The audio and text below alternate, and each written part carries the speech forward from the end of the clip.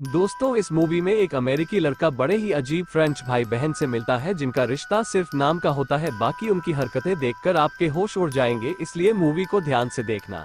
इस मूवी का नाम है द ड्रीमर्स और ये मूवी 2003 की है। मूवी की शुरुआत में हमें मैथ्यू नाम के एक अमेरिकन लड़के को दिखाया जाता है जो पढ़ाई करने पेरिस आया हुआ था। अब एक दिन कॉलेज में फ्रेंच स्टूडेंट और वहाँ की सरकार के बीच प्रोटेस्ट चल रहा था। तभी मैथ्यू की मुलाकात वहां ईजा से होती है। ईजा उससे कहती है कि तुम हमेशा खोए खोए से रहते हो और किसी से बात भी नहीं करते, तुम गे हो क्या? तो मैथ्यू कहता है कि नहीं, मैं यहाँ पढ़ाई के सिलसिले में आया हूँ और मेरा कोई दोस्त भी नहीं है। तो ईजा उसे अपने भाई से मिलवाती है और जल्द ही तीनों की दोस्ती हो जाती है। अब इनकी आपस में बात चल ही रही होती है कि इतने में पुलिस प्रोटेस्ट कर रहे स्टूडेंट्स को भगाने लगती है, तो ये तीनों भी एक साथ वहां से भागने लगते हैं। घर पहुंचकर मैथ्यू अपनी माँ को एक लेटर लिखता है। वो लिखता है कि आज उसने 2 नए दोस्त बनाए। अगली सुबह उसे थियो का कॉल आता है। वो डिनर के लिए मैथ्यू को अपने घर बुलाता है। शाम को मैथ्यू उसके घर पहुंचता है और देखता है कि घर काफी बड़ा और शानदार है। ईजा उसे अपनी मॉम से मिलवाती है और फिर वो सब मिलकर डिनर करने लगते हैं। ईजा और थियो के मॉम डैड काम की वजह से अक्सर बाहर ही रहा करते थे, तो ये भाई बहन घर में अकेले ही रहते थे। उसी रात वो जाने से पहले दोनों भाई बहन को चेक देकर जाते हैं। मॉम डैड के जाने के बाद ये दोनों मैथ्यू को आज रात उनके घर पर रुकने को कहते हैं। ईजा मैथ्यू को एक किस करते हुए कहती है, तुम रुक रहे हो या नहीं बोलो। तो मैथ्यू मन ही मन में खुश होता है और रुकने के लिए मान जाता है। रात को बाथरूम से वापस आते वक्त मैथ्यू की नजर ईजा के कमरे में पड़ती है। कमरे के अंदर का नजारा देखकर मैथ्यू चौंक जाता है और उसकी आंखें फटी की फटी रह जाती है। वो देखता है ईजा और उसका भाई थियो दोनों एक साथ बिना कपड़ों के सोए हुए हैं। ये सब देखने के बाद मैथ्यू चुपचाप अपने कमरे में जाकर सो जाता है। अगली सुबह ईजा उसे जगाती है। फिर ब्रश करते वक्त ईजा की नजर मैथ्यू के रसीले होठों पर पड़ती है। ईजा उसके करीब आ जाती है तो मैथ्यू ईजा को इग्नोर करके वहां से भागने लगता है। इतनी देर में थियो वहां पर आ जाता है और उन दोनों के सामने ही अपने सारे कपड़े उतार कर नहाने लगता है। थियो कहता है, हमारे मॉम डैड 1 महीने तक वापस नहीं आने वाले हैं, तब तक तुम हमारे साथ रह सकते हो। मैथ्यू फिर ईजा से पूछता है कि तुम्हें इससे कोई प्रॉब्लम तो नहीं? तो ईजा कहती है कि ये मेरा ही आइडिया है। तो मैथ्यू उनके साथ रहने को तैयार हो जाता है। फिर एक दिन वो तीनों एक गेम खेल रहे होते हैं जिसमें ईजा और थियो एक पुरानी मूवी का सीन कर रहे होते हैं और मैथ्यू को गैस करना है कि वो कौन सी मूवी है, और अगर वो मूवी का नाम सही गैस नहीं कर पाया तो उसे एक डेयर पूरा करना होगा। पर मैथ्यू को मूवीज के बारे में काफी अच्छी नॉलेज होती है। मैथ्यू उस मूवी का नाम सही बता देता है। ये सुनकर थियो और ईजा दोनों ही मैथ्यू से इम्प्रेस हो जाते हैं। फिर अगले सीन में बाहर से आते वक्त ये तीनों बारिश की वजह से भीग जाते हैं, तो थियो मैथ्यू को कुछ कपड़े देता है। मैथ्यू को वहाँ अलमारी में ईजा की एक हॉट फोटो मिलती है जिससे वो अपने अंडरवियर में छुपा लेता है। मतलब मैथ्यू के मन कुछ अलग चल रहा था। फिर ये तीनों फिर से कमरे में जाकर वही गेम खेलने लगते हैं। ईजा किसी मूवी का एक्ट करती है, लेकिन इस बार थियो उस मूवी का नाम गैस नहीं कर पाता, तो ईजा उसे एक डेयर देती है जिसे सुनकर आप भी हैरान हो जाएंगे। ईजा थियो को एक फोटो देती है और बोलती है कि इस फोटो को देखकर अपने पप्पू को हिलाओ। थियो भी बिना शर्माए अपने पप्पू को निकालकर हाथ से हिलाने लगता है और पिचकारियां छोड़ने लगता है। मतलब ये सब कितने अश्लील होते हैं।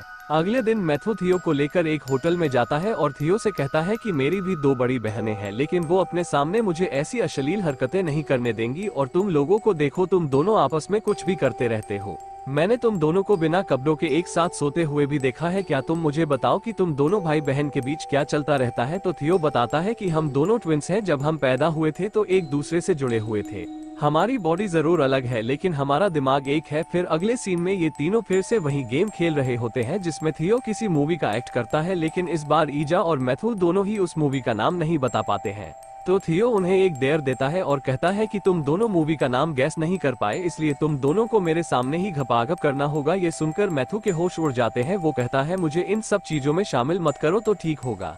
दूसरी तरफ ईजा अपने कपड़े उतारकर घपाघप करने के लिए तैयार भी हो जाती है। इसे देखकर मैथ्यू वहां से जाने की कोशिश करता है, लेकिन ये दोनों उसे पकड़ लेते हैं और जोर जबरदस्ती करने पर मैथ्यू घपाघप करने के लिए मान जाता है। ईजा उसकी पैंट खोलती है तो उसे अंदर अपनी फोटो मिलती है जिसे मैथ्यू ने अंडरवियर में छुपाया हुआ था। ये देखकर दोनों भाई बहन हंसने लगते हैं। इसके बाद ईजा मैथ्यू के साथ घपाघप करने लगती है। यहाँ पर मैथ्यू को पता लगता है कि ईजा अभी तक वर्जिन है और वो थियो के साथ सोती जरूर है, लेकिन आज तक उन्होंने कभी भी कुछ नहीं किया है। ये जानने के बाद मैथ्यू ईजा पर भूखे भेड़िए की तरह टूट पड़ता है। ये दोनों खूब एंजॉय करते हैं और थियो ये सब वहीं पर बैठकर देख रहा था। इसके बाद जब भी इनका मन करता ये खूब घपाघप करते। फिर एक दिन मैथ्यू ईजा से पूछता है कि अगर तुम्हारे मॉम डैड को इस बारे में पता चल गया तो तुम क्या करोगी? तो ईजा कहती है, उन्हें कभी भी पता नहीं चलेगा और अगर ऐसा हुआ तो मैं सुसाइड कर लूंगी। क्योंकि वो नहीं चाहती किसी को भी उसके और थियो के रिश्ते के बारे में कुछ भी पता चले। अब मैथ्यू को भूख लगती है तो वो कुछ खाने के लिए किचन में जाता है, लेकिन जब वो वापस आता है तो देखता है कि थियो ईजा के साथ सोया हुआ है। मैथ्यू उनसे कहता है कि तुम दोनों आपस में इतने करीब हो, फिर भी तुमने मुझे अपनी फैमिली का हिस्सा बनाया। लेकिन थियो यहाँ पर बताता है कि वो और ईजा एक है और उनके बीच कोई नहीं आ सकता, तुम बस हमारे एक अच्छे दोस्त हो और इससे ज्यादा कुछ भी नहीं। ये सब सुनकर मैथ्यू को काफी अजीब लगता है और उसे थियो से जलन होने लगती है। फिर एक दिन तीनों एक साथ नहा रहे होते हैं, तब ईजा मैथ्यू से कहती है कि तुम हम दोनों से प्यार करते हो तो इस बात का कोई प्रूफ दो। तो मैथ्यू कहता है कैसा प्रूफ और मुझे क्या करना होगा प्रूफ करने के लिए। तो ईजा कहती है तुम हम दोनों को अपनी नीचे का जंगल काटने दो। ये सुनकर मैथ्यू चौंक जाता है और तीनों में बहस होने लगती है। मैथ्यू कहता है तुम लोग कितने अजीब हो, तुम दोनों दिखने में तो बड़े हो गए हो लेकिन दिमाग से अभी भी छोटे बच्चों जैसे हो। तुम बिना कपड़ों के एक साथ सोते हो, बच्चों की तरह एक साथ नहाते हो, ऐसे तुम लोग कभी भी मैच्योर नहीं हो पाओगे। मैथ्यू ईजा से कहता तुम्हारा पास्ट में कोई भी बॉयफ्रेंड नहीं रहा है और तुम बस वही करती हो जो थियो तुमसे करने को कहता है। ये सुनकर ईजा को भी रियलाइज होता है और वो मैथ्यू के साथ एक डेट पर जाती है। वहाँ पर दोनों खूब मस्ती करने के बाद से वापस लौटते हैं तो देखते हैं कि थियो किसी लड़की के साथ घपाघप कर रहा है और उसकी अश्लील आवाजें पूरे घर में गूंज रही हैं। ये सब देखकर ईजा को काफी बुरा लगता है और वो रोने लगती है।